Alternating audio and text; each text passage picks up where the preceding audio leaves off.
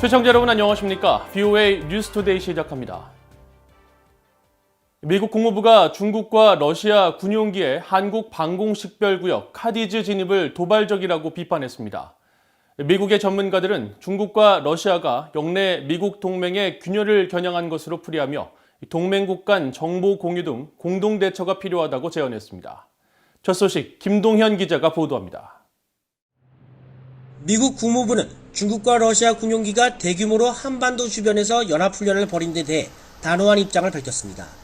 국무부 대변인실 관계자는 22일 중국과 러시아 군용기 19대가 이날 한국 방공식별구역 안으로 진입한 데 대한 VOA의 논평 요청에 미국은 최근 진행된 도발적인 공군 작전과 관련해 우리의 동맹인 한국과 한국 정부의 우려를 강력히 지지한다고 밝혔습니다.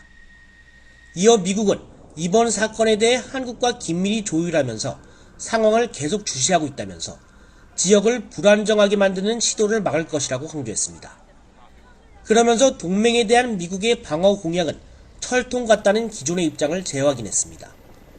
한국합동참모본부는 앞서 H-6 전략폭격기 등 중국 군용기 4대와 Tu-95 전략폭격기 등 러시아 군용기 15대가 22일 한때 카디즈에 진입했다며 중국 측은 한중 간 직통망을 통해 통상적인 훈련임을 통보해왔다고 밝혔습니다. 중국과 러시아의 카디즈 침범에 대해 빈센트 브룩스 전 한미연합사령관은 VOA에 이런 일은 지속적으로 우려를 제기할 사안이라고 밝혔습니다. 그러면서 중국과 러시아가 영공 침범을 하지 않으면서도 타국의 방공식별구역에 도전을 가할 수 있는 능력을 보유하고 있음을 과시하려는 의도로 풀이했습니다. 또 중국과 러시아가 동북아시아 내 미국의 동맹 구조의 균열을 야기하려는 의도가 다분하다고 지적했습니다. The alliances really need to move forward on how they cooperate with one another so that Russia and China working together don't have the opportunity to create this irritation. I think this is very, very instructive about what awaits us in the free and open Indo-Pacific and the actions to keep it such.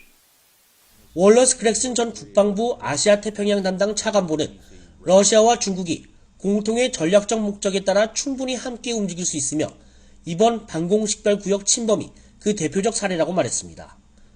그러면서 미국과 일본, 인도, 호주 등 공동가치에 기반한 유대관계가 강화되는 시점에서 중국과 러시아의 카디즈 침범은 미국의 영내 동맹국 간 정보 공유의 중요성을 다시금 일깨워준다고 강조했습니다. 동맹국들의 긴밀한 정보 공유 강화는 북한 정권의 위협뿐 아니라 이번 방공식별구역 침범 사례처럼 중국과 러시아 군용기의 움직임에 대한 실시간 대응에도 매우 유용하다는 겁니다.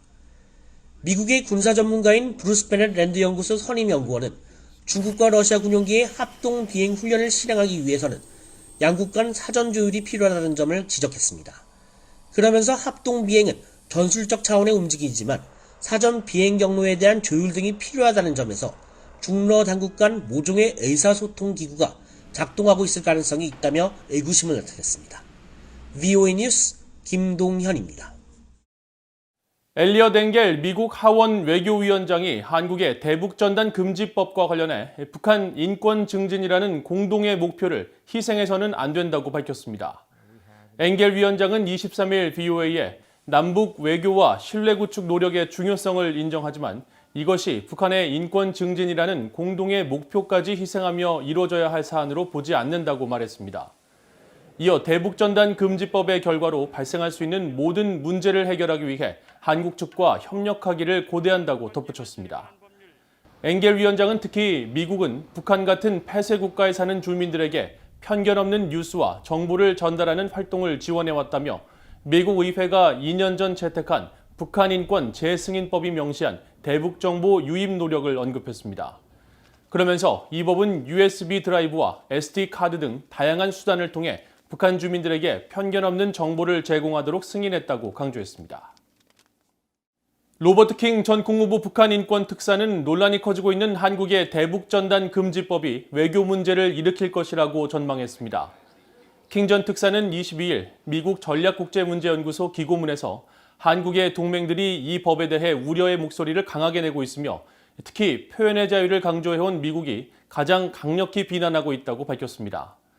그러면서 한국 정부가 대북전단 금지법을 통해 표현의 자유를 억눌러도 북한 정권이 남북 관계 개선을 위해 어떻게 화답할지 장담할 수 없다며 오히려 그 대가로 미국과 한국의 관계가 손상될 수 있다고 우려했습니다.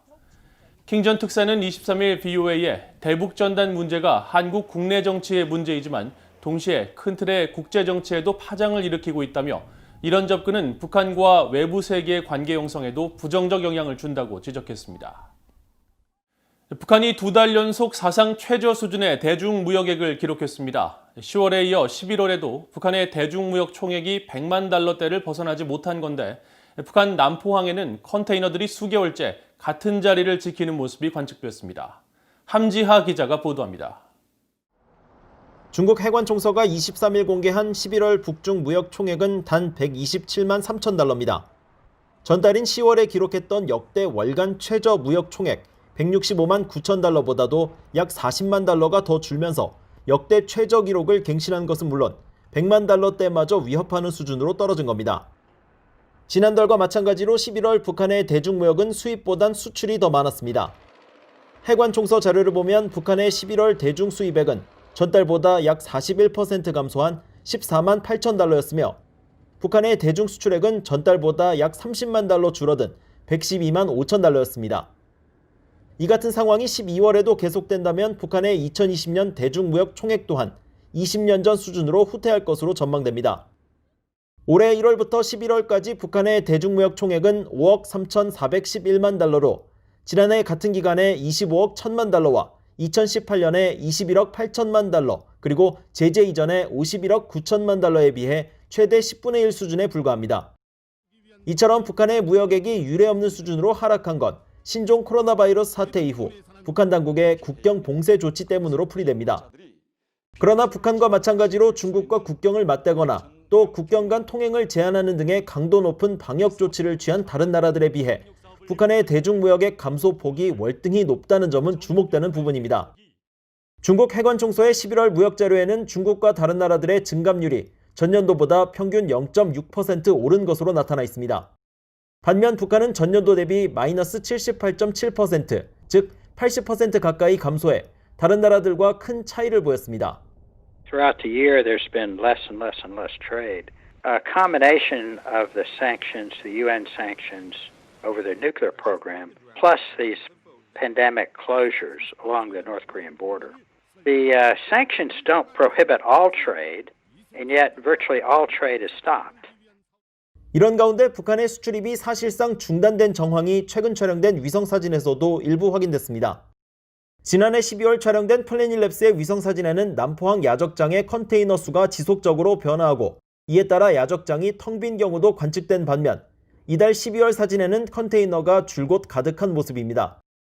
특히 기존에 사용하지 않던 서쪽 지대에까지 컨테이너가 들어선 상태가 수개월째 유지되고 있습니다. 올해 북한은 대북 제재와 신종 코로나 바이러스, 홍수 피해 등 3중고의 경제난에 시달려왔습니다. 전문가들은 북한이 이 같은 상황을 얼마나 더 버틸 수 있을지 반문하며 북한 당국이 내년에 어떤 경제 대책을 내놓을지 주목된다고 말했습니다. VOA 뉴스 함지하입니다. 미칠함대가 최근 프랑스, 일본 해군과 필리핀 해상에서 반잠수함 작전을 상정한 연합훈련을 실시했다고 밝혔습니다. 미칠함대는 최근 보도자료에서 존 맥케인 이지스 구축함과 프랑스의 핵추진 잠수함 에머라드호, 일본 해상자위대의 헬리콥터 탑재 구축함인 휴가호가 연합 해상훈련을 진행했다고 밝혔습니다. 라이언 이스터데이 존 맥케인호 함장은 이번 훈련이 영내 안보 등 자유롭고 개방된 인도태평양을 지원하기 위한 목적으로 진행됐다고 밝혔습니다. 미 해군 참모대학 교수인 제임스 홈스 교수는 VOA에 프랑스 해군의 인도태평양 전역 참여는 매우 중요한 의미를 가진다며 유럽 국가 역시 중국의 도발에 맞설 준비가 돼 있음을 보여주는 사례라고 평가했습니다. 이상으로 VOA 뉴스투데이를 마칩니다. 시청해주신 여러분 고맙습니다.